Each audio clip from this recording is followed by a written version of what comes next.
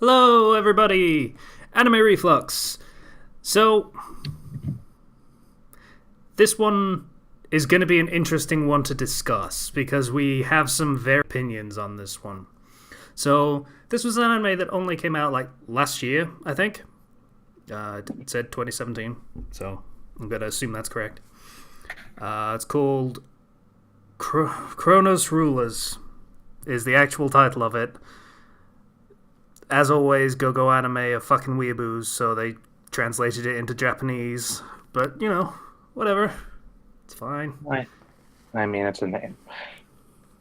Actually, that doesn't make any sense because I remember looking this up. It's actually a Chinese show. Oh, Which is well, that's surprising. even weirder because the voice actors are speaking Japanese. So, yeah. Okay. The dubious origins of this particular show aside, yeah, we apparently had some differences of opinion on this one. So I guess we just get right down to it and just do the summary. Well, if I may, the first thing that happens in this show was actually something pretty interesting that I don't see a lot of anime do, and I honestly wish they would do it more. The opening credits, they happen during the whole unfolding of the plot thing. It's not really an opening theme or anything like that, so much as it is just an opening of the show. Yeah, With listeners just happening to be there. yeah, that was kind of nice. You see some anime do that sometimes, but it's mostly just like a first episode thing. I didn't watch the second episode for reasons, so I don't know whether they just have a more standard opening in future episodes. But yeah, Well, we'll see. it was very video game opening, is what I'll say. It was. I will give you that That's a one. good way to put it. And So, I'm gonna go back to describing it as video game such and such a lot throughout this episode. Because yeah. Okay, so we open the episode with some high school girls, naturally, discussing an urban legend about the clock tower. Supposedly, if you make a wish under it at midnight on the night of a full moon, you can turn back time. Yeah. They're Started with our main hero guy fighting the time demon. Yeah, Oh, yeah. we did start with that, and that I liked. Okay. That was a good opening. A lot of visual flair there. It looked like a shadow, damn it. Yeah. Well, I hate harping on that. I hate going back to that, but I can't not see it when yeah, I see it. it kind of It does. did. Yeah. But in that sense, it does have like the persona flair that you see sometimes in some shows and properties and such things. So I was on board for that. And then, first, admittedly minor flaw, but the voice acting was, oh boy, for those girls was not. Yeah, a lot of weird emphasis. Like it sort of sounded like it was going, "I'm going to save my lines like this. It's going to be kind of annoying." Kind of thing. I mean, I watched the sub, so I didn't really notice There is no dub. That was the sub as well. It just every single girl had that kind of cadence to their lines. It grated on my nerves a little bit. Thankfully, we never see those characters again. So, or at least we don't see them speaking again. valid, yeah. So we're gonna carry on. I'll carry on. Right. So we have opening with the guy. What is it? Kiri. Yeah, Kiri. He's fighting the monster, which is, we find out later it's called a. What was the term they used? It was something obscure. They cover it later anyway. Horolog something. Horolog. That's it. Horolog, yeah, that was it. Because like Horologium, the constellation time. So we cut to high school girls discussing that and basically just not really believing it, but thinking about the urban legend sort of thing. Then up comes the apparent main protagonist person, who is a girl named Koyuki. She Protagonist for the episode, we'll say, because she leaves the show seemingly after it. So Yeah, yeah, I honestly found that pretty interesting, but I was going to wait to cover that until the end of the episode. yeah. Yeah. So she's basically getting them all off of the subject of the clock tower, and she brings up some plans that she has drawn out for a special performance that they're going to do at graduation, with Koyuki playing violin for accompaniment. Uh-huh. And she says as she does so that she's sure that her brother will like it. But the other girls, somewhat uncomfortably, note that said brother isn't there. Shortly thereafter, there's one scene.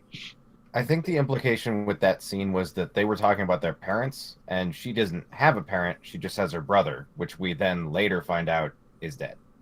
Yeah, when she visits the graveyard where he is. But before that, we have a principal talking, or was it the principal? Anyway, someone on the staff, an older gentleman, talking to the vice principal, a woman who was looking remarkably younger lately, and he joked that maybe she had done something in regards to the clock tower. Maybe she had turned back time for herself. She takes offense to this, maybe because it just seemed like the guy was coming on to her and creeped her out, and maybe, I don't know. Anyway, that conversation ends. Koyuki comes up to her, and mundane conversation about the plan for graduation. Yeah. Then we go to the graveyard, where a little lost puppy comes up to Koyuki as she's kneeling in front of the grave marker, talking to her brother, and we flash back. Is that a Cocker Spaniel? Well, I don't know. I'm It not that looked familiar. more like a terrier, to be honest. Something like that, yeah. All right, then. That's all. Jack Russell, maybe. So, Dog is nearby, and she's wondering if he's all alone too, and pulls out a locket that has... No, it's not a locket, it's a pocket watch with a picture of her brother and herself inside. And she shows the pocket watch and the picture to the dog and says, "Hey, look, I had a brother, and now I don't. And this was... let's call it strike two, because the exposition is really kind of clumsy, and that doesn't go away for the episode." We cut to a flashback. Is this where we cut to the flashback? Basically. Yeah. Of normal streets, meeting her brother, and she's running across the street to meet him, and then she forgets her violin on the other side of the road, and driver comes up, and Big Brother pushes Koyuki out of the way, and that's basically it. In these sort of situations in anime or in any situation really, you tend to blame the driver. In this one, it's completely her fault. She ran in the middle of the road not once but twice in the middle of the night. In fairness, you do see her actually looking, checking for traffic before she decides to stop and go backwards. Yeah, not good. Yeah. Back in the graveyard, we see the dog growling at an unseen presence nearby, and then he scampers off, apparently realizing that the threat is too big for him. And up, if I recall correctly, up comes a horror log. Yep. Also, apparently it's not a Jack Russell, because a Jack Russell wouldn't have cared, and he just fucking started barking at it harder, because that's how they roll. Yeah, that's how most small dogs roll, to be honest. Yeah, such is the truth. So we have Kiri come out to fight against the Horolog using a sword that is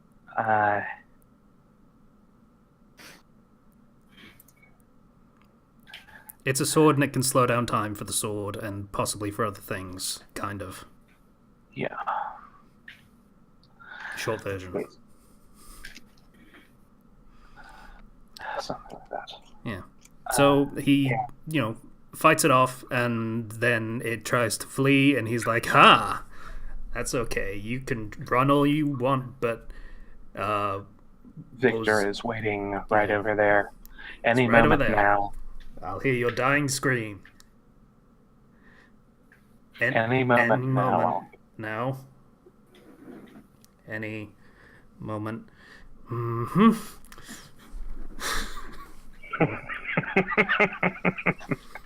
And then out comes his partner, Victor, in the company of a few girls. That's a few rolls. Yeah. And naturally, cool Kiri couldn't keep his cool guy stoic persona. Instead, he promptly snaps at Victor for not being there for the pincer maneuver. And You're forgetting then the Victor best says, part. "Hey, you should eat this pasta of some kind, I can't remember what, through your nose, because I said you would." I immediately hated this character, and not in the fun way.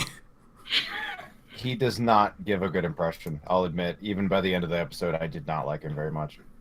You're forgetting the best part about them. Their names are Putin. Yes, they are. I did notice that. Why? I don't know. I don't really care either. No. Where does this take place?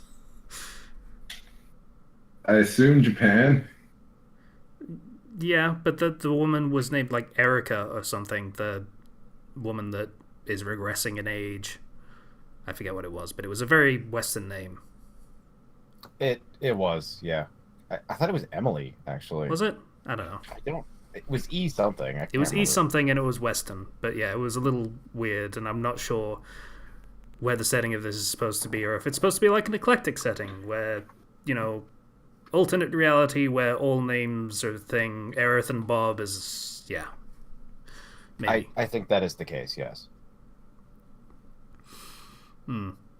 So, yeah, I hated this guy, and then he tries to Kiri tries to explain to what's her name that it's not let's get a drink. So they go to like a cafe or a bar or something, and he tries to explain, no, we're just actors, and that thing you saw was a special effect. Yeah. Right? What's your name? Victor? And he's basically like, no, I don't know what you're talking about. You're an idiot. And, like, one of the staff that is clearly a cross-dresser, shows up and is like, I thought you guys were bounty hunters. It was a movie about a bounty hunter. Yeah, is the explanation. Credit where it's due. Kiri seems to be quick on the draw, so... It was really impressive, actually. That was pretty cool. So, yeah, Victor is still having none of it, and is just like, yeah, no, shut up, you're wrong, you're lying, and writes down in his journal, today, Kiri tried to lie for the first time. It was adorable, or something along those lines. Casey's favorite character in this whole episode, everybody. That guy. I did not like this guy. So Kiri eventually gets frustrated and drags Victor out of the establishment. And No. He No? knocks him unconscious first. Okay, sure. And Victor apparently wakes up then, I guess, or was faking, who knows, and throws a card at the girl who wants her brother back and such, and is talked about the clock tower legend. And Victor wrote on the card, to find the truth or something. Something along those lines, yeah. Yeah. It was It this was find scene. the truth and then an address. I don't know what it was, but during the scene, I was like, I'm done with this show. If I wasn't doing it for this show, I would have dropped the episode around this point, actually. I don't know what it was. Something was just really bothering me. Yeah, the characters, like the dynamic between those two characters, Victor, the Putins, let's call them, is it's what they are. It's really weird, which I guess makes sense given what happens later or what they establish later, but it's really weird and not something I want to see more of. I don't think it's supposed to be conveyed as healthy because of the complications that appear later and the situation that they're in. Like, they're making it work as best they can, but no, that character's just kind of fucked up. Yeah. So, were there any scenes of particular? I think we get Kiri and Victor in their hotel room or wherever, and they have an actual serious conversation. Victor manages it for about 30 seconds, where he's like, do you really think if we just give that girl a stern enough lecture that she'll just give up on getting her brother back and turning back time? I'll admit this is where I went from outright hating this character to finding him just kind of mildly unpleasant. Yeah. Like, he raises a very good point. Yeah. Which he could have raised a lot earlier. Yeah, no, you're right. Yeah. That's true. He opted for being a jackass instead, which, yeah, okay, I don't know. This was weird. Yeah, but he makes a good point, and Kiri's like, oh, it was he worth a also try, kind of thing, is what he goes for. Anyway, Patient, you were going to say? He also mentions that just an offhand comment at one point about writing stuff in his journal out loud, and Victor complains about it, and Kiri complains about it, and Victor says, I have to write it down, I won't remember it otherwise, basically. So, I'm assuming the next night, I'm not entirely sure, it's not particularly clear, I can't remember whether there were any particularly important scenes between. No, just the graduation scene. But Oh yeah, the graduation scene. There was one other thing. Kiri had her, Koyuki had her doubts about the whole clock tower thing, but then, as she's walking away from graduation, she sees Miss Emily, it is Emily, leaving her house, and she is now in the body of a teenager or young adult. So it makes her more willing to believe that the whole thing about the clock tower is true. And so she goes there. Victor is waiting for her and says that if she makes a wish under the clock tower under a full moon at midnight. And she does. And then up comes a horror log. She's understandably frightened at first, but then she steels herself, apparently willing to do what it takes if she can bring back her brother. Fortunately, Kiri comes in at that time to intervene, and he stops her, and she says the line, the line that really, really annoys me every time I hear it.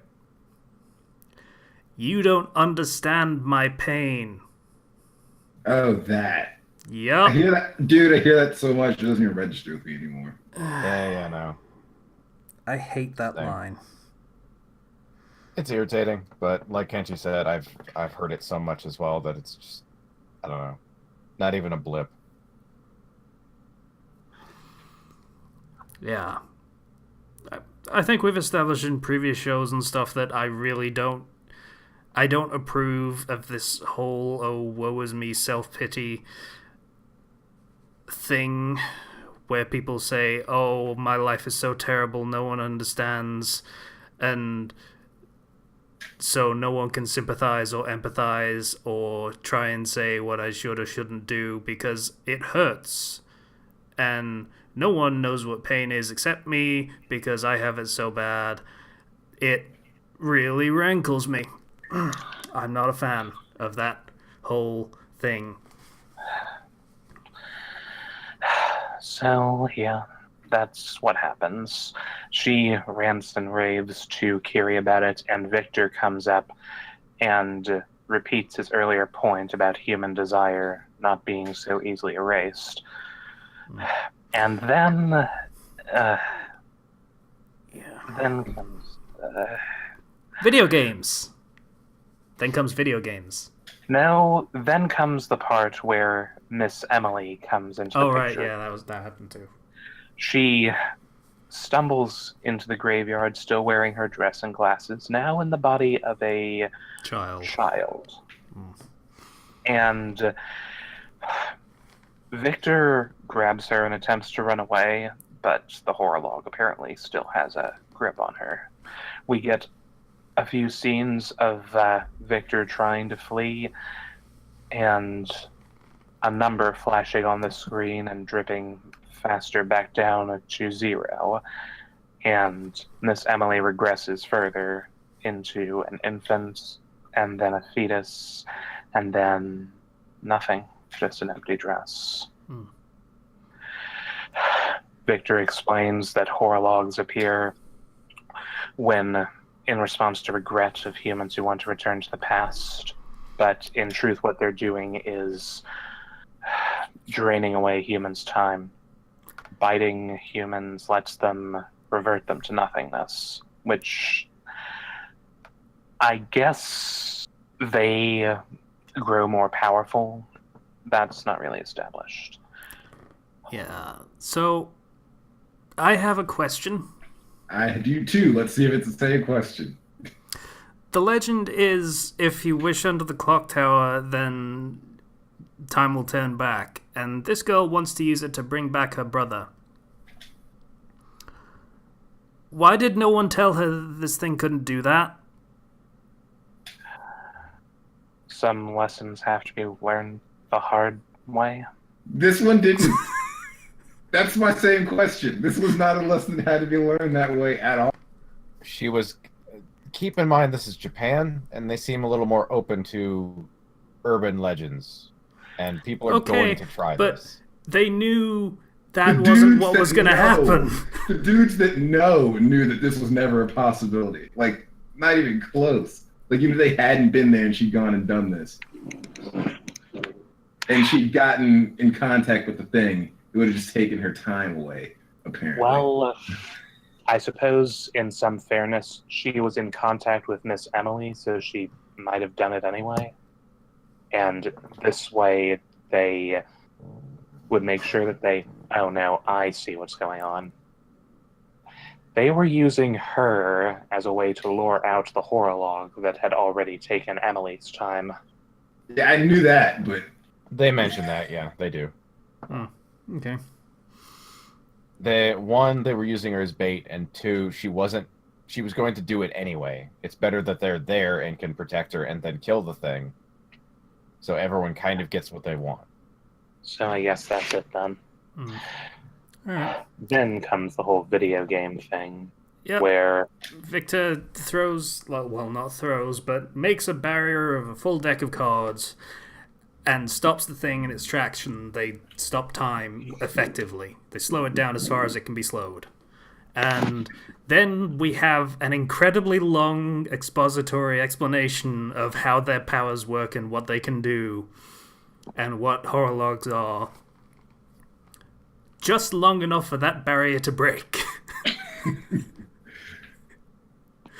Like, that's the only reason he made that barrier. They don't make any move to actually kill this thing. Just barrier. Okay, let me explain to you, random person, how our powers work and what we're doing, because you apparently really need to know, even though you're going to leave the show after this episode.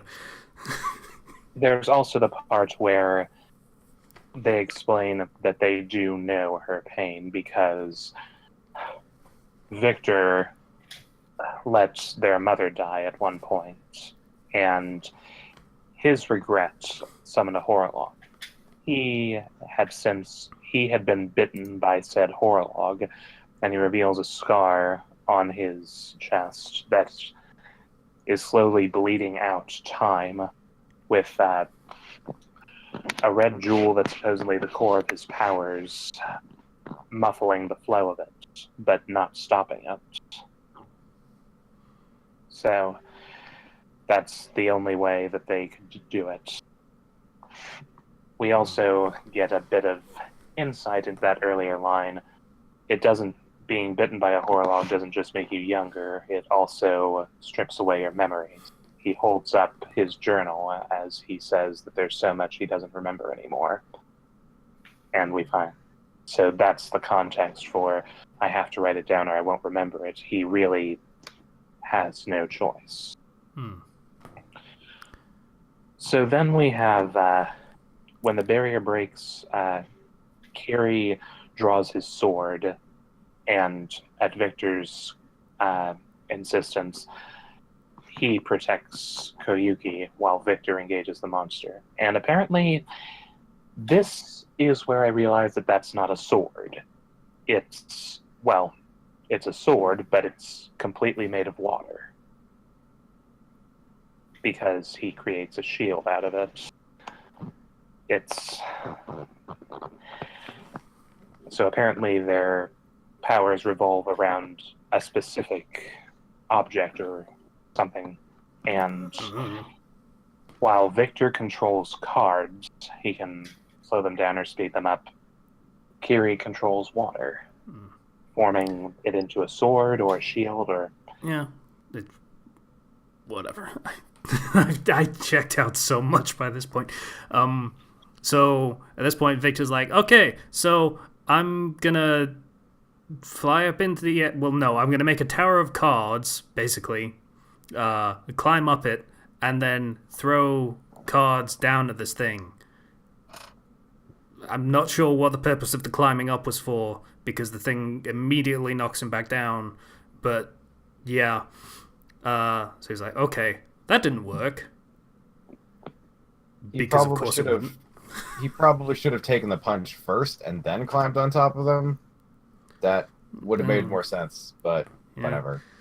And then he's like, okay, I'm gonna speed up everything and throw a card at Mach 10. Okay, sure. Okay. To be fair, that's pretty lethal, I would assume. Yeah. I mean, if what you can do is slow down or speed up time, speeding up a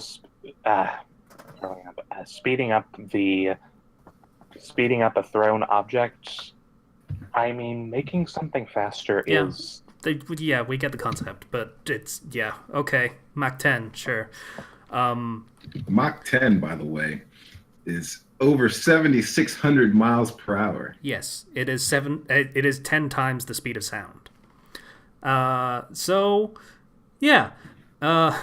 Kiri is like, hey, don't do that. That's dumb. You don't need to do that. We could have just fought this thing, probably, instead of having me just sort of standing here protecting the NPC. Video games. Like, she could have run away, probably. That would have been fine while we fight this thing. No? Okay.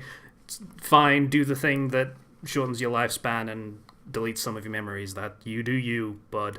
So he does. and he kills the thing, and he loses the past day or so of memories because he's back to trying to get Kiri to eat pasta through his nose.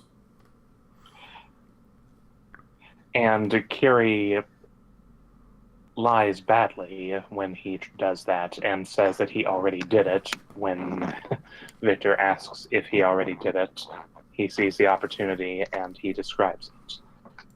Hmm. Also, I appreciate that good liar trait is coming up again. Well, inventive liar.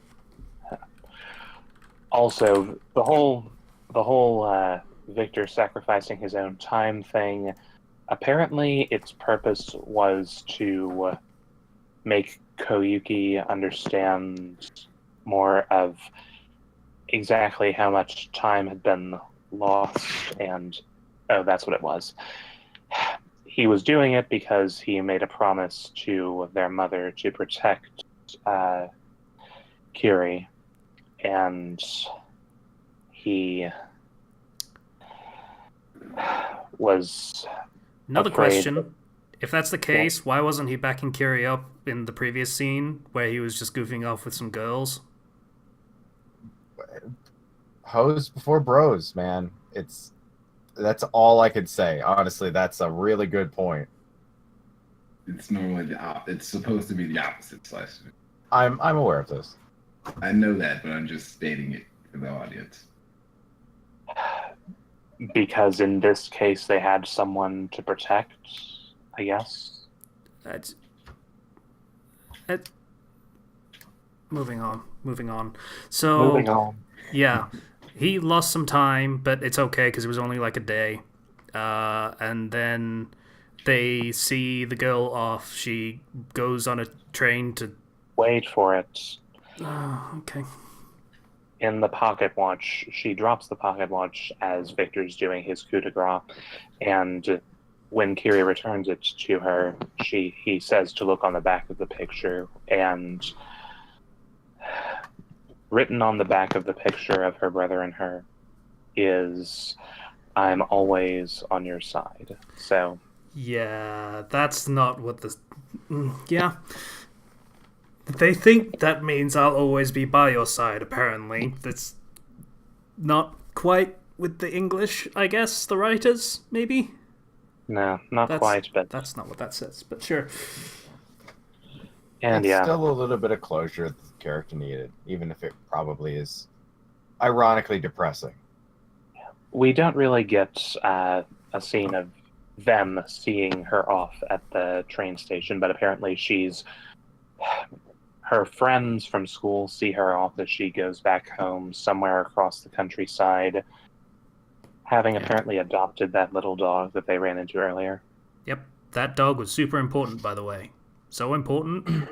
Anyway, so the brother... Well, they explain what actually happened. I'm really just trying to get this fucking done. Victor is actually regressing a day for every day he lives, so he's actually the dad rather than brother. Like, they imply it's brothers earlier, but it's actually his dad, Kiri's dad, and that's... Okay. Sure.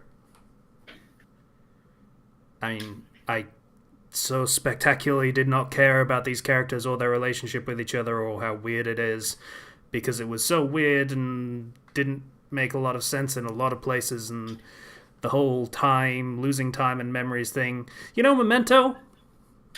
That film's weird and kind of hard to follow. This show is kind of the same in certain respects. I didn't feel that way at all myself. I mean, it's not my favorite show. It's no Pet Shop of Horrors where I'm going to jump at the opportunity to watch the rest of this series, but I liked it all right. It was an interesting plot, and I liked the thing with the apparent main protagonist actually just being a one-shot character, with the other two guys just showing up partway through, and the series actually focuses on them from now on. I mean, I'm interested to see where they take the plot. I thought it was super clumsy. and the writing did not back up the visual flair at all. It's very pretty, good for the show. The animators did a really good job.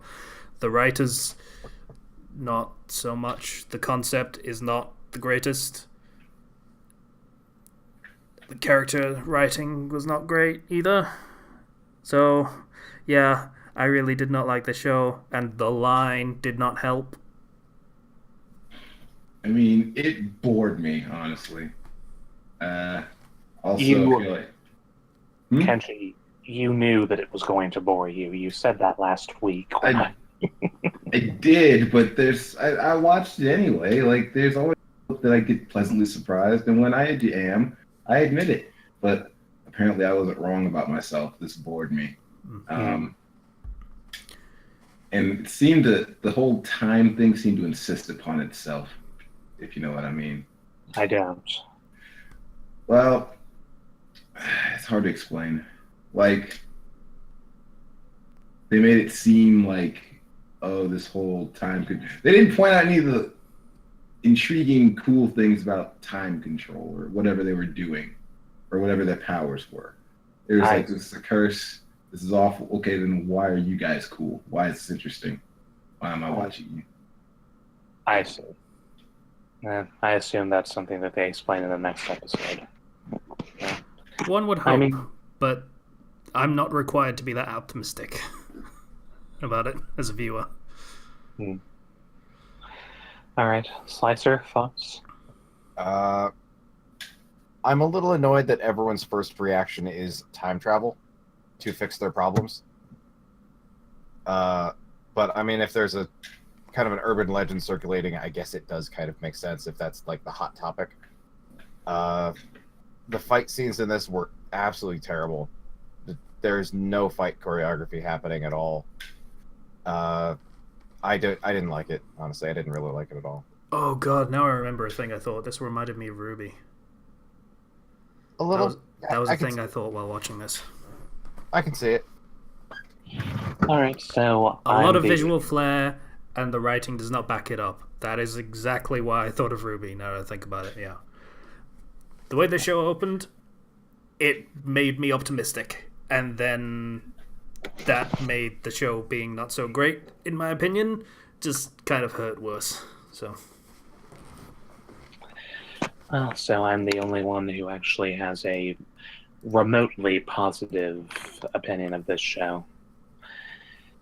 Even so, it's interesting that there's this much of a conflict of opinion between us. Is it common that we're even close to split down the middle?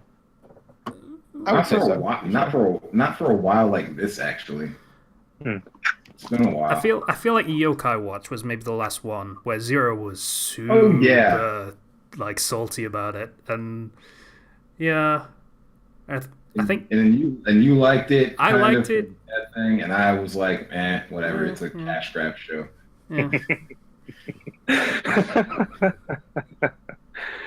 I remember you having a lot of fun with the cat that headbutts trucks. That was fucking awesome. All right, well, that's that done now. Shall we move on to the next one? Sure. Alrighty then. So, magical random number generator 1 out of 26. Let's see what we get. And it is. Ooh, no way. I cannot possibly see how many more there are for this after Zoids. 26. 26. Go figure. 26 is Actually- numbers. Oh, it is. Oh, you're right. We've only landed on that once. There are 15 left. For numbers? Yes. Oh, okay. I mean, they might have added Oh, so more. you're right. It's weird on GoGo Anime. If you click on the numbers one, it just shows you all of them. Like But it every starts- show. But it starts with the numbers, at least. Yeah. It's going to be dot hack. So how many are there for this one? Because I wasn't 15, you said? 15. Okay. 4. It's going to be Four. dot hack. Actually, Kenji, 1, 2, and 3 are dot hack, but 4 is not. I am not sure what to expect from this one, however. 009. The title... Yep. Alrighty. This one has a dub, by the way. I think I've seen this before. This is super good. This used to be on Toonami. Yeah, I've seen this. Oh. Actually, yeah. Oh, I is don't it- know if this is Oh, is a it this reboot one? of some kind or. Yeah, there's a couple of different shows on 009, so I guess it's this one. I think I would have put down the one that came first. Yeah. So, In an alternate world, the Cold War has continued to persist for 140 years. Goodness. As a result, the world was divided into two factions, the West Bloc and the East Bloc. As the Cold War drags on, the tension between the two factions, as well as the amount of nuclear weapons they have, rise. Mylene Hoffman is a female cyborg who is a spy for the West Bloc. Together with 3 other agents, Mylene partakes in various missions issued by her superiors. Genres: science fiction. Themes: assassins, Cold War, cyborg, inner demons, secret agents, spies. 13 episodes, 2006. Yeah, I think I've seen this before. I don't believe I have, actually. Not this iteration of it, anyway. Huh. The dub has a different summation, but I'm not about to read it. I mean, it would just seem like a waste of time when we've just read the first one. Hmm. And it doesn't... Yeah, it doesn't look like the dub summary says anything different, except that her full name is Mylene Hoffman. Codename 009-1. oh, So Grey that- Haddock was in the show. The fucking Roman from Ruby, Hmm. Oh, gotcha. I see. who is a really great voice actor. So that's nice. Okay, Yeah. good Well, news for this the Dub isn't like- Club and Lucy Christian. Well, this isn't my kind of show, but I mean, it's not veto worthy, and besides, Kenchi's the only one who has one, and I'm guessing he's not going to use it. Nope. I didn't think so. And Vic Manyanya. It's like Casey's all-star cast of dub-over voices is in this show. Oh, and Kenchi, for the record, Z, we've only landed on Z twice. So there are still 12 shows left. Hmm. Fair enough. It's X that's the next closest to being extinguished. Ugh. No. Shame. All right, so that's That the was one for next week. excruciating, by the way. Stop it. This isn't 2003 where everything can start with an X and be cool. It's a pity that we already did the X anime. You can do that again when we hit X. You can do that again when we hit X again. Please don't, though. No. Alright.